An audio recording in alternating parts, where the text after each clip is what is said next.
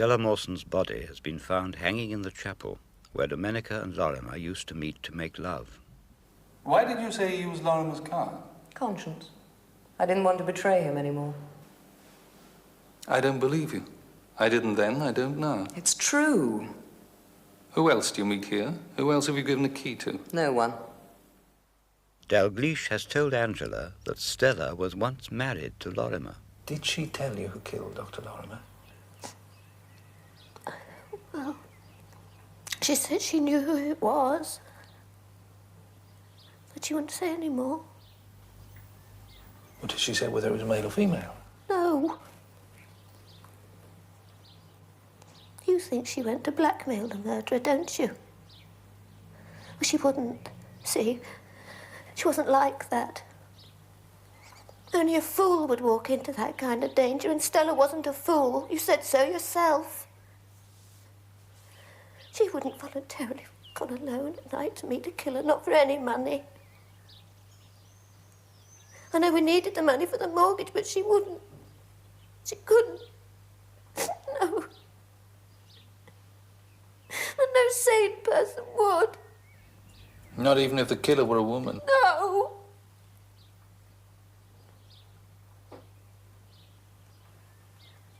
I'll never see her again. She'll never speak to me. Not to anyone.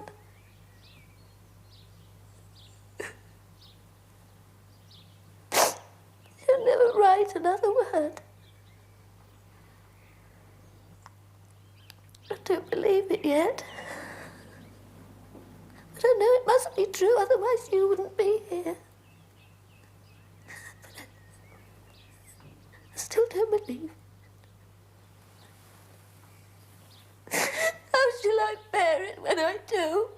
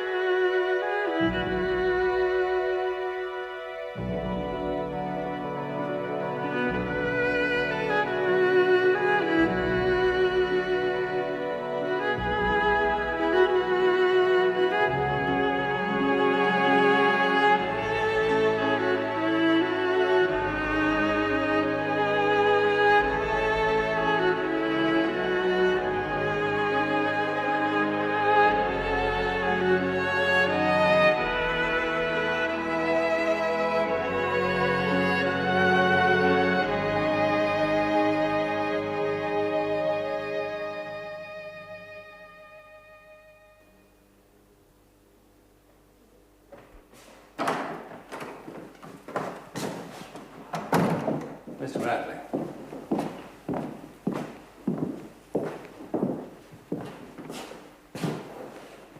Well, you want to add to your statement? Yes. It's important. I've realized that the murderer was still in the lab when I went back to Lorimer. Just as I got to the door, I heard a sound. Well, I forgot all about it until this morning. I was coming down to breakfast and I heard a pinging noise. Sue had just finished making a telephone call. Well, that was the noise I heard in the lab. It was the murderer putting down the telephone. You have to believe me.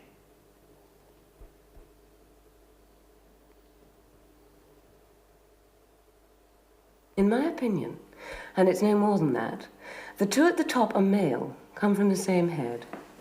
And the one below is different. See for yourself.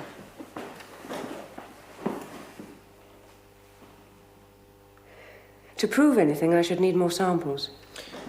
That was all the hairs on the cushion. Well, they certainly look different. The one below could be female. Inspector Massingham, forgive me asking, but did Miss Mawson kill herself? That's one of two possibilities, yes. Oh, we're all going to have to make statements again? If the case doesn't break soon, yes. You and your chief aren't doing too well, are you? We'll get there, Miss Easterbrook. We'll get there. you quite sure you're going to be all right, Miss Yes, I'm quite sure. Thank And you. you will get in touch with me if you Yes, need. yes, I will. Look after yourself. Thank you. Bye-bye.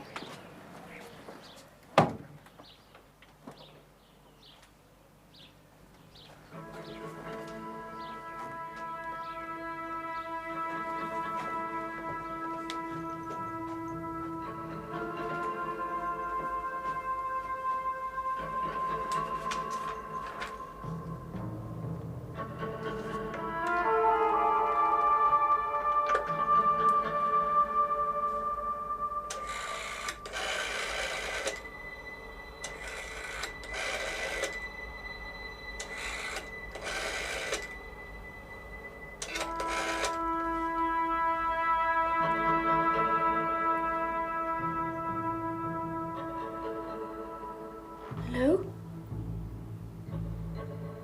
My name is Angela Foley. I have some important information. This is important for you. No, I'll tell you when you get here. Now, don't keep interrupting me, just come. I shall be here. The address is... Morning, Inspector. Morning. Found my white coat yet? No. Oh, pretty vital, I should have thought.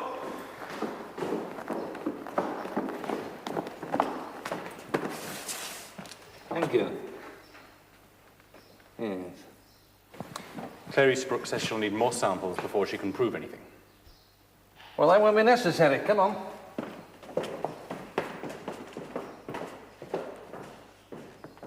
I've now got concrete evidence that there was someone else in this building besides Mr. Bradley when Lorimer was killed. I see. And that person is the murderer. Furthermore, it narrows the suspects down to 2 people.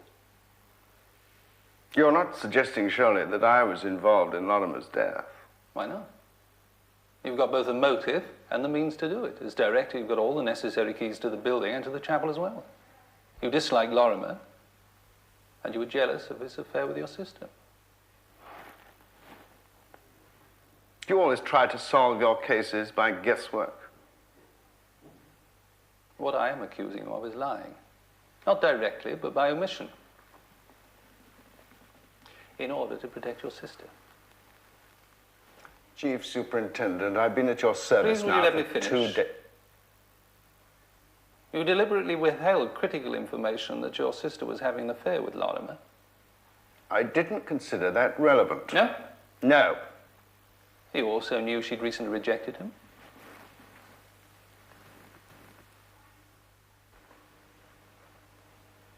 If you told me earlier Stella Mawson might still be alive.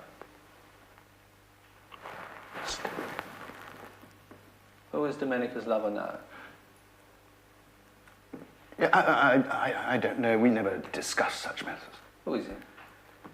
I told you I don't know. You realise you've obstructed us in the course of our duties. You still are obstructing us. I'll risk that. Yes, you can probably afford a good lawyer. John, this isn't achieving anything. Dr. Howard, when did you first suspect your sister? I didn't. I don't suspect her of anything. I could find your attitude understandable if it had only been Dr. Lorimer that had been killed. But Stella Mawson's death must have changed everything. Well, as a professional, I mean, you would know in court your sister's alibi would not stand up to cross-examination. Dr. Howard, this will mean the end of your career. And the publicity will give the government the excuse they need to close this establishment. And you risk all this just to protect your sister? Yes! I don't apologize for that.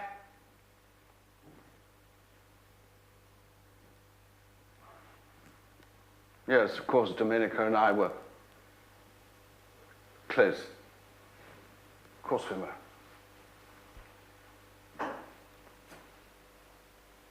I was instructed by my father to look after her. When I was 8 years old, she was 3.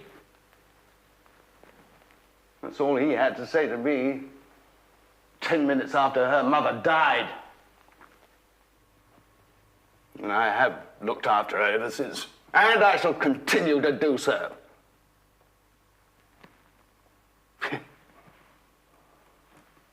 He certainly took no further interest. Staying in Italy with his grief and his cold hands and his collection of trivia. All we knew was a succession of nannies and then housekeepers and then boarding schools.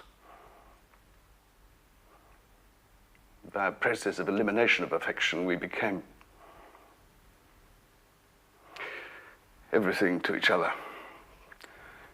And that's why we...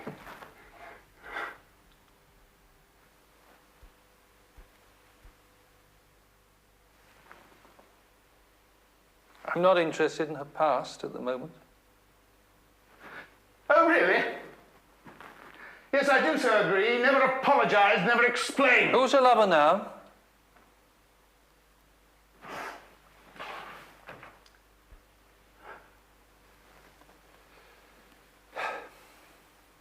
And that's your last word.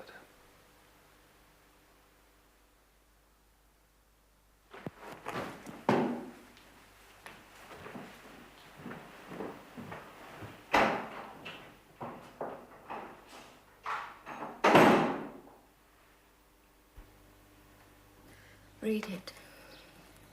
Read it. No, love, you're too head up. You killed her because of that, didn't you? Killed who? Don't pretend you don't know. You're way ahead of me, love. You really are. You should know. You're in the CID. Resigned yesterday. What? My governor doesn't agree. He says I'm suspended from duties pending an official inquiry. But, a cup of tea. I'll make it. Have a little chat. Stay where you are. Look, love. Would you call me that? Why don't you tell me what you think I've done, and I'll put you straight. I reckon you've got things all in a mix. Read the note. All right.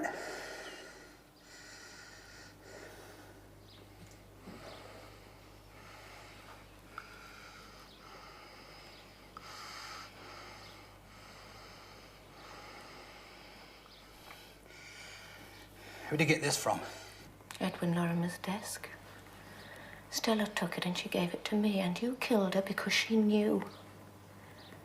And last night she went out to blackmail you, and you strangled her. Blackmail? Are you saying your friend thought I'd kill Lorimer? I'm not saying anything.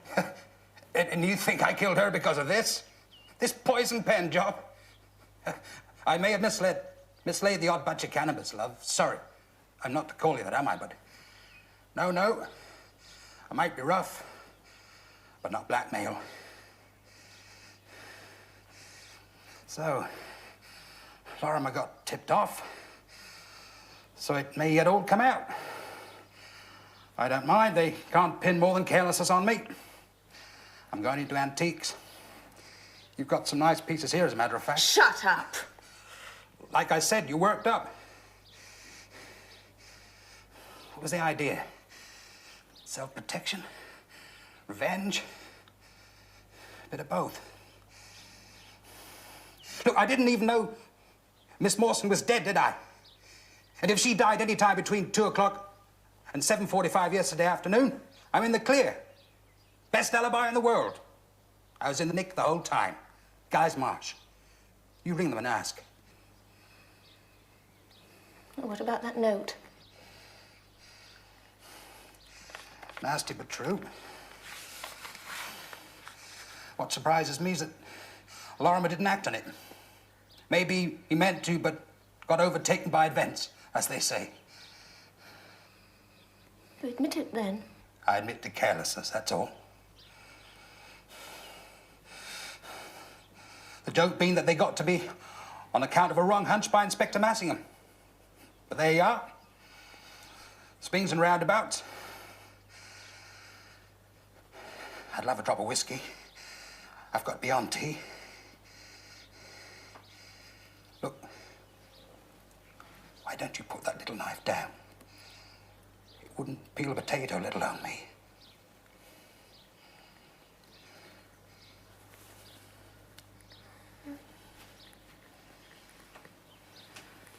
It's whiskey.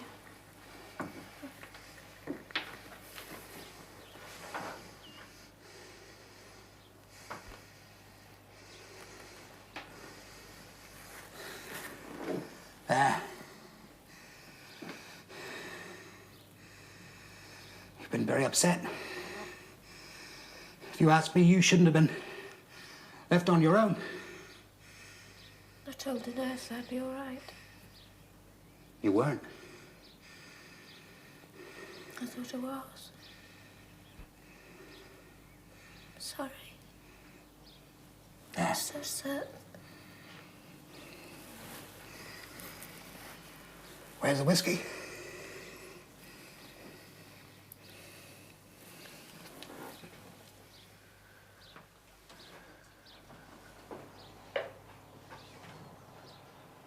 Where?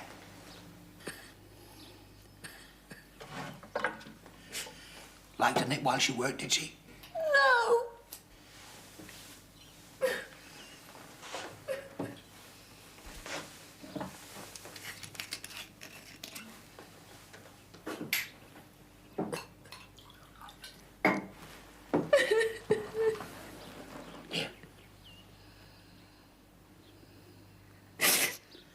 I don't drink whiskey. It's an emergency. Do you good. Just a little one. Medicinal. Come on.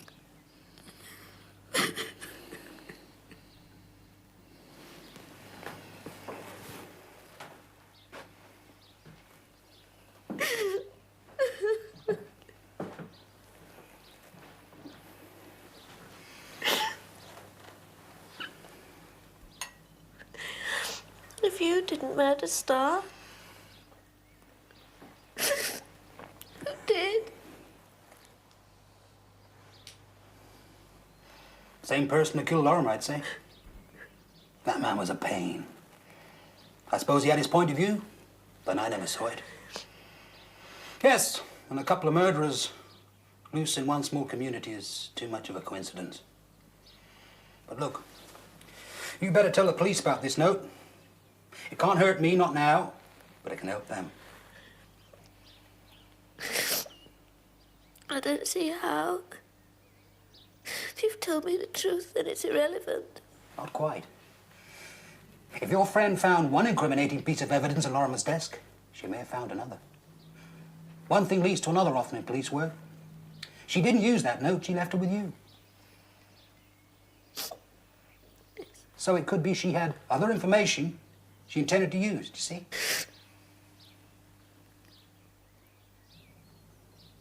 So you better ring Dalgleish. You ring him. What? Eat humble pie? Okay. What the hell?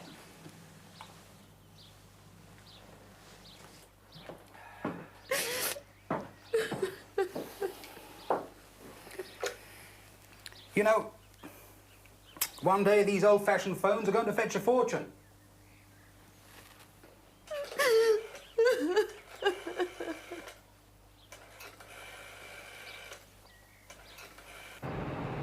He must know who our current lover is. So do I, but I still need proof.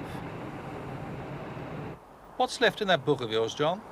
Brenda Pridmore's bike. Ah, well, that was just a piece of spite. You mean someone envied her legacy? Yes. And the woman at the bus stop?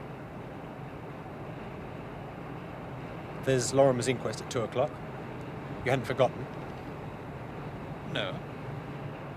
Only 11:15, we've still got time.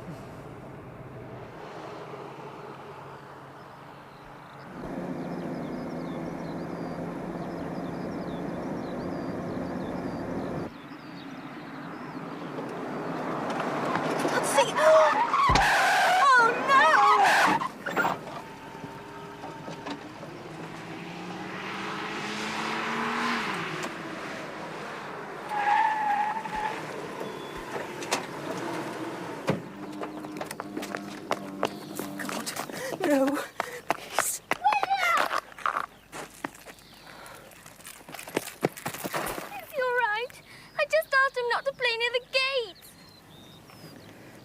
I didn't have a chance.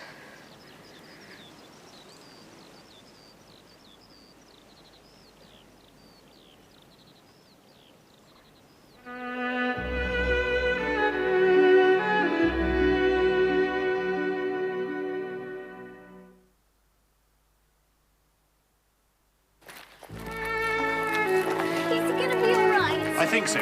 He's just frightened. I asked Mrs. Willard to keep an eye on him. She's useless.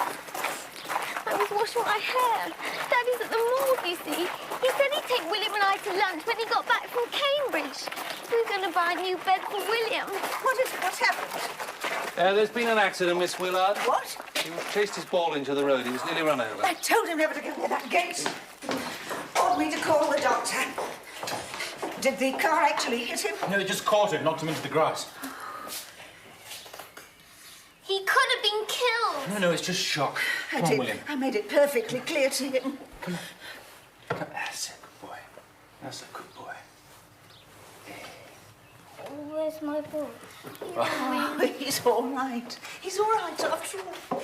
Still, I think I ought to call Dr. Kerrison. You Kiwi. You can pack your bags and get out.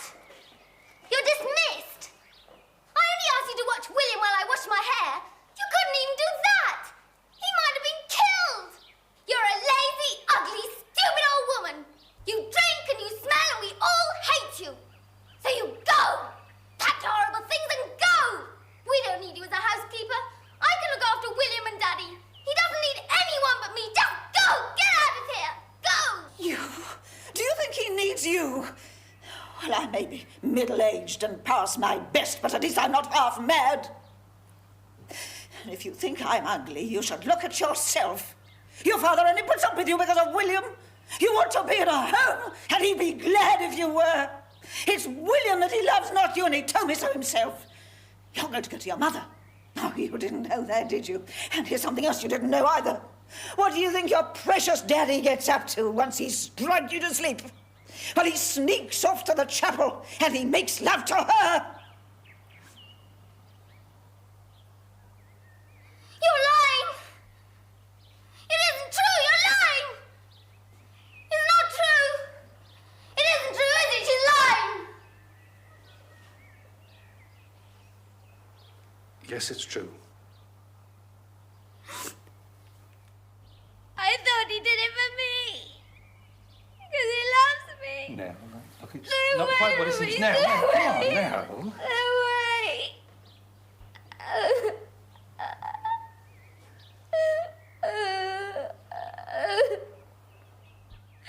I wasn't asleep when he came back. I didn't drink the cocoa he made me. I went out and watched him burn the coat on the bonfire. I knew there was blood on it. I thought he'd been deceived on a Lorimer because he'd been unkind to William and me. I thought he did it for me because he loves me. Daddy, Daddy. Is that why you kept the buttons? You can have them. You have them. Daddy. Daddy.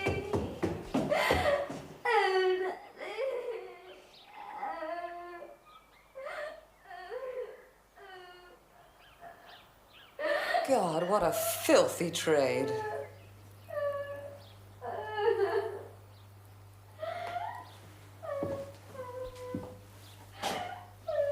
John, look after them, will you? I'll get on to Guy's Marsh. Where's the phone, please? Thank you. It's not a trade, it's a job. Are you saying it's one you don't want done? Come on, kids. Come on, William. Mel, come on. Come on, darling, it'll be all right. You show me your comics now, William. Hello, Dalgleish here. Yes, I'm at the old rectory.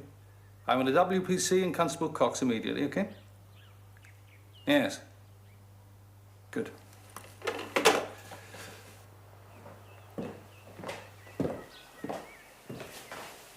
What you said? You destroyed that child. You can't always do police work without giving pain. I didn't mean it. She made me say it. I didn't mean it. I didn't want to hurt Dr. Kerrison. You did mean it, Miss Willard.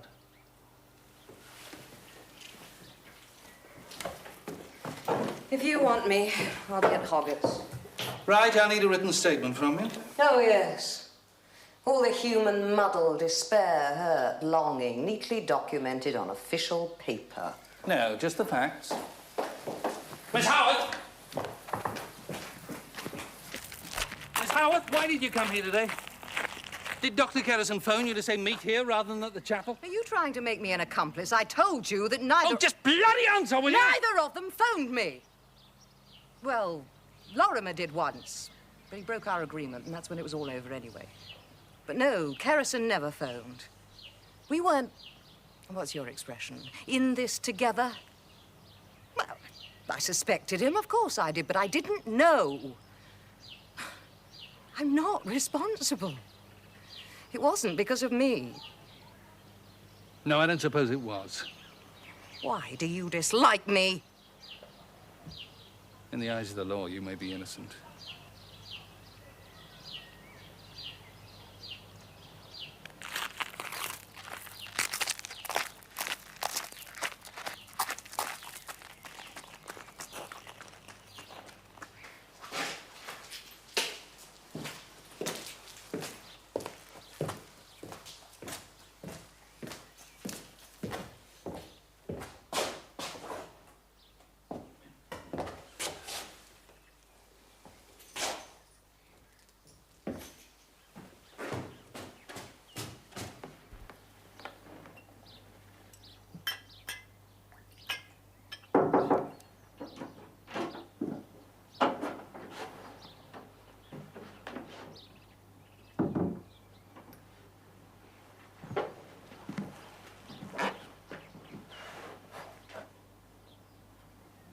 It's all my fault, isn't it?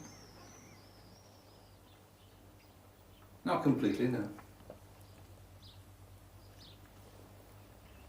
You did used to phone Dr. Lorimer, though, didn't you? To tell him about the chapel, about the candles, the number on the hymn board, Yes. He used to drive me to church every Sunday. He was always so silent. I used to chatter on. I'm a terrible chatterer, you see. Only I was awfully worried about the altar candles. I really was. Why? Well, I first noticed that they were lit from the outside when I passed the chapel in June. I know that it's disused now, but it's still a holy place, and it's so secluded I thought I should keep an eye on it. Well, to help the Lord. He does have rather a lot on his plate at the moment, doesn't he? So,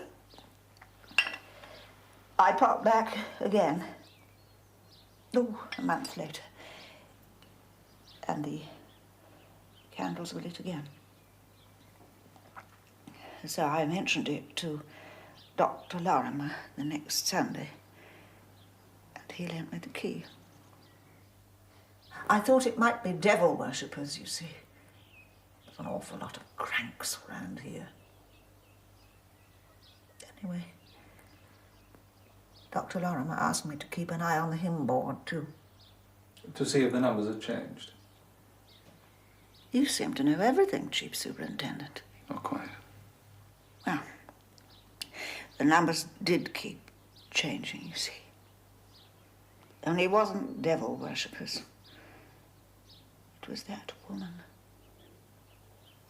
She arrived first that time. Oh, she came just at the right time. 1915 was on the board on that occasion, and then Dr. Kerrison arrived, and he let himself in. When I mentioned it to Dr. Lorimer, he was terribly upset. But he said he was glad that I had seen them because I could be a witness, and how worried he was about the children, especially William.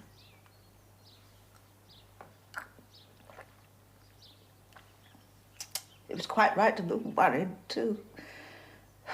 a woman like that. Quite unsuitable to be a stepmother to William. One man after another. Well, that's what Dr. Lorimer said. Oh, it didn't matter who he said. He knew all about her. Well, the whole lab knew, he said. She'd even made advances to him once. Horrible. He said he would write to Mrs. Carrison and tell her all about it. She had run away with the doctor. But he knew what his name was, and he said he would look up his address in the medical directory. So that's what he was doing on the ground floor when Bradley arrived. He'd come down to the library, found the address, and wrote it in his notebook.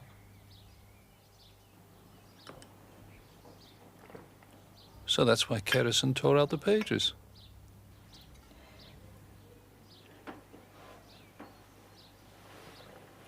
What will you do to him? What will happen to him? When I asked you where you were on the night of the murder, you told me you were here. And you said you could prove it, didn't you? Because you'd overheard Dr. Kerrison on the phone. Is that right? Did he ask you to lie for him? Lie for him? Hmm? Oh, he did make a phone call, but it wasn't from here. It was from the laboratory. He just pretended it was from here. He used you.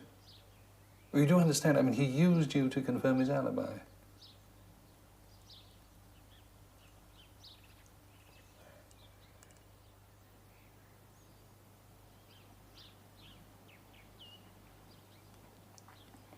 He only asked me if I'd heard him on the telephone.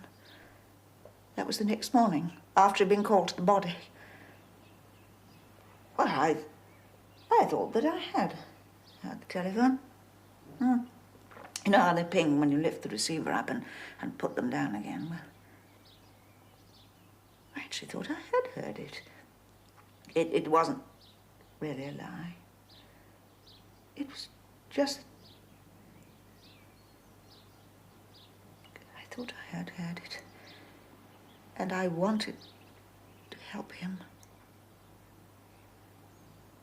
He was so good, kind.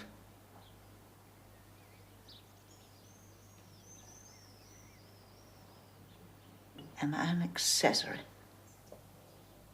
Yes, of course. I'll need a statement from you later. Will I have to go to court? Yes.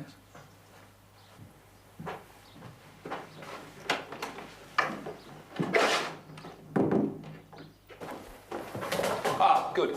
Thank you, Cox. What's your name? Leslie. Good. Look, now what I want you to do is, in there are the two children. He says, Doctor, I feel like a pair of curtains. He says, don't be silly, pull yourself together. He says, Doctor, I feel like a bucket. He says, yes, you do look a little pale. And the salesman says, this little gadget will cut your housework in half. Mum says, in that case, I'll take two. Right, John. Let's go. Gotta go. Don't go. I've gotta go.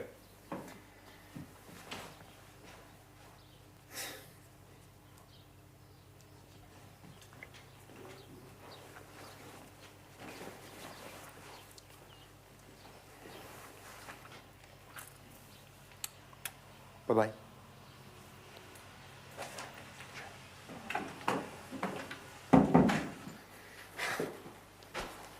He's a nice lad. It's the girl I'm worried about. We better get in touch with her mother. Sir.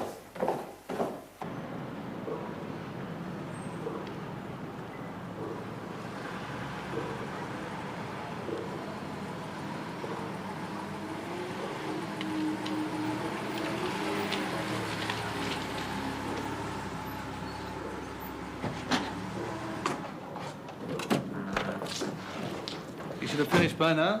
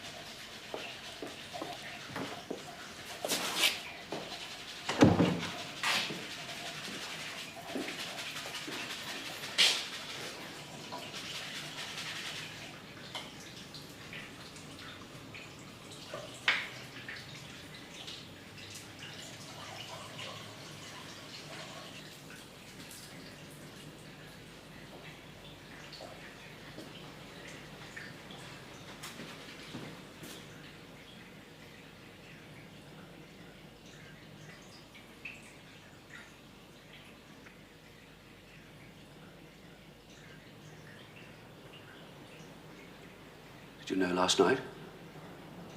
Yes, but I didn't have proof. But you have now.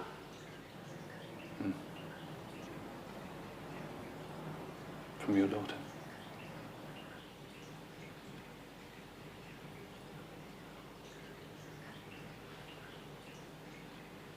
Hell.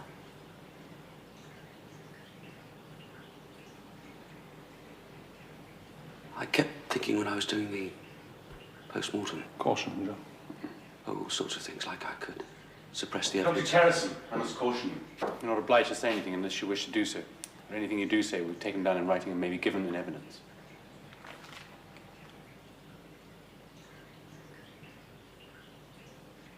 I want to tell you all about it.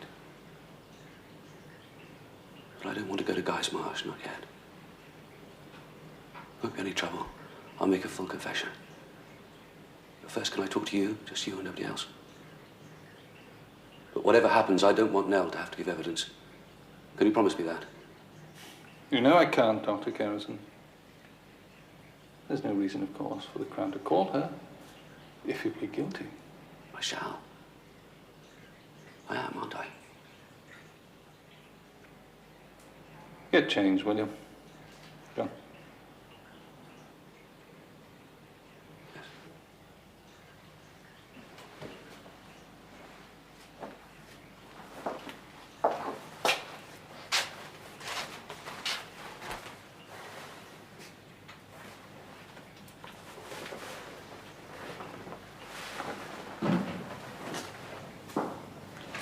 Just give us a couple of minutes, would you please?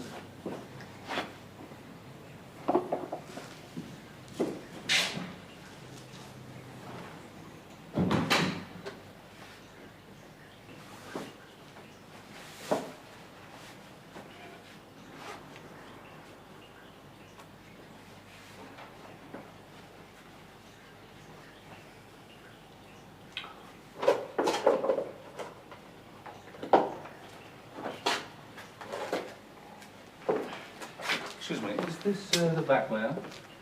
Yes. Bring the rest of his clothes, John.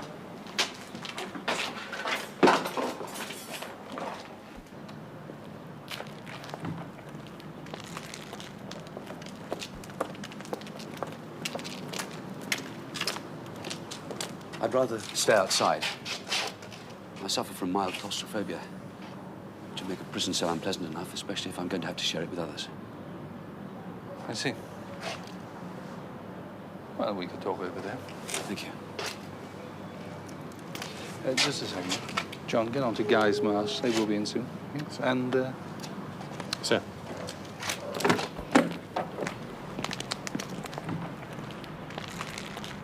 If it had just been Lorimer, I might have hoped for manslaughter as a verdict.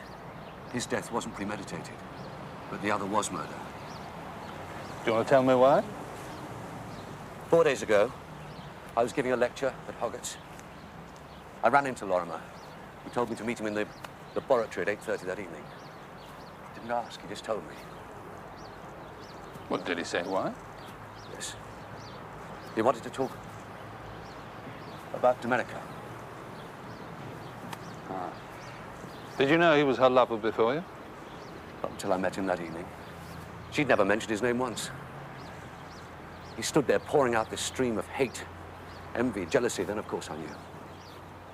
I didn't ask how he found out about me. He was your housekeeper to spy on you. Yes, well, I should never have taken her on. But after Anne left me, she was all I could get. Nell hates her. And Lorimer threatened to write to your wife to prevent you getting custody of the children unless you gave Domenica up. He was going to write anyway. I think he'd been driven mad. Perhaps we were both mad. He wanted her back. And he believed that was possible? And he wanted to punish me. I've only once before known such hatred. He stood there in the biology room, white-faced, shouting at me, saying that I'd lose the children, that I wasn't fit to be their father, I'd never see them again. And suddenly it wasn't Lorimer speaking. I'd heard it all before, you see, from my wife. It was his voice, but her words. I just couldn't take it anymore. I had a terrible row with Nell that afternoon. He'd ordered her and William out of the reception at Hoggins. I'd been worrying all day what he was going to say to me. Was that when the telephone rang? Yes, it was his father complaining about the television.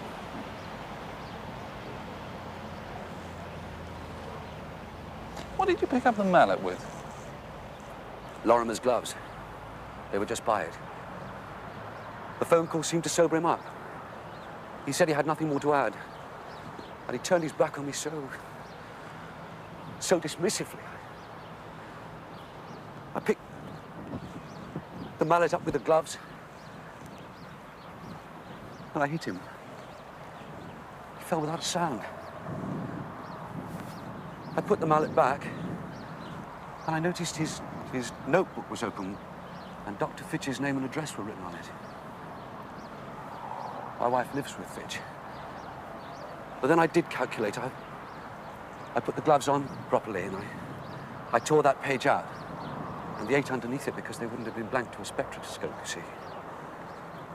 And I went to the telephone and called the hospital, pretending that I was at home. Clifford Bradley heard you put the phone down. Unfortunately, I only remembered hearing it this morning. What do you mean that Bradley was there? In the building? Yes. He went there to protest about his annual report. Lorimer tore him apart, and he went to the washroom to be sick. That was when Lorimer let you in. You mean that I could literally have bumped into Bradley? Yes. After you killed Lorimer, you went down to the front door. Yes, I saw the headlights of a car swinging into the drive, and I knew I couldn't get out that way. So you went up and got the keys off the body, then went downstairs, reset the alarm, locked the front door. Yes. And then you went and put the keys back on the body. No. I panicked. Oh. But you put on Middlemass's coat and you climbed out of the washroom window. Well, I couldn't risk dragging my own clothes against the drain pipe or the stonework. Luckily, I hadn't brought my car, so I took the shortcut back across the fields. It's quicker than by the road. When I got home, I burned the coat, notebook pages, and the gloves on a bonfire. And you put the keys back on the body the next morning when you examined it? Yes.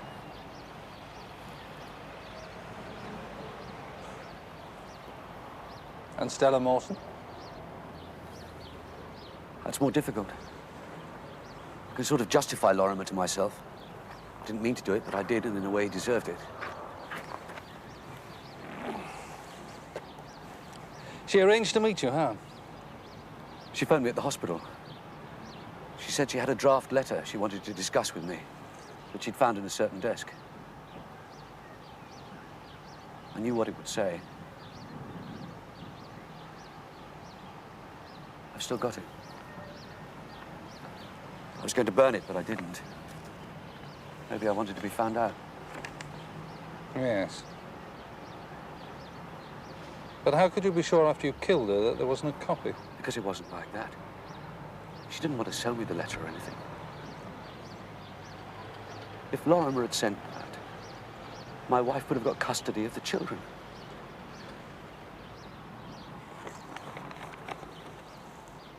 What did Miss Mawson want? A loan. For £5,500 for the cottage? Yes. She was the gentlest of blackmailers. A loan spread over 5 years at a rate of interest she could afford. It seemed that she hated Lorimer too, said he'd caused enough misery in his life, and she didn't see why she'd cause more after his death. She was once married to him. Oh, I see. That's why she said she'd been his victim too, and didn't see why I should be one now. Couldn't you lend her the money? No, I'm always at the limit of my facility, as the bank says. But she wouldn't believe me.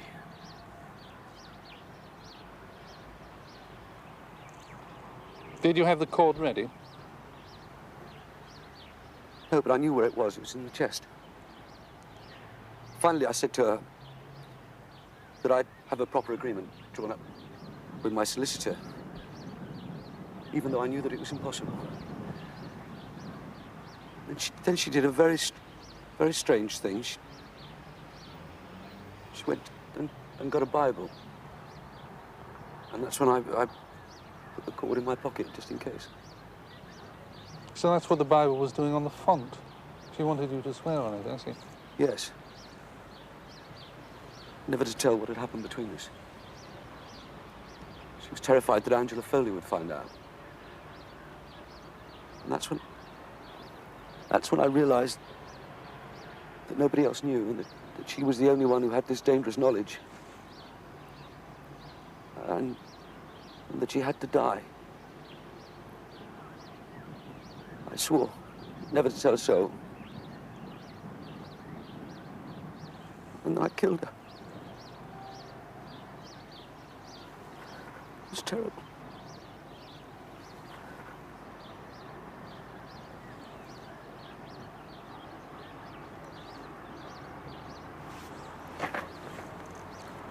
Shall we go? Well, I haven't explained to you yet. Do you have children? I couldn't take a chance on Stella Mawson. I'm not trying to justify myself, just explain to you. I couldn't give my wife such a weapon against me. She's attractive and plausible, outwardly sane when she chooses to control herself, but that's what makes it so impossible. Madness isn't difficult to diagnose, but neurosis. It's less dramatic, but just as lethal if you have to live with it. I couldn't let her have William and Nell. It was my children's lives against Stella Mawson's. So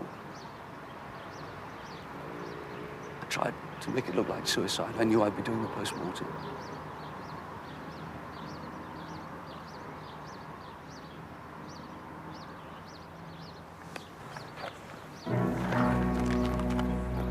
Domenica obsessed me as she did Lorimer.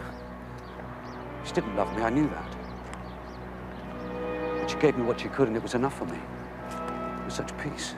This is peaceful too, an end of responsibility, no more worries. Nothing more to do.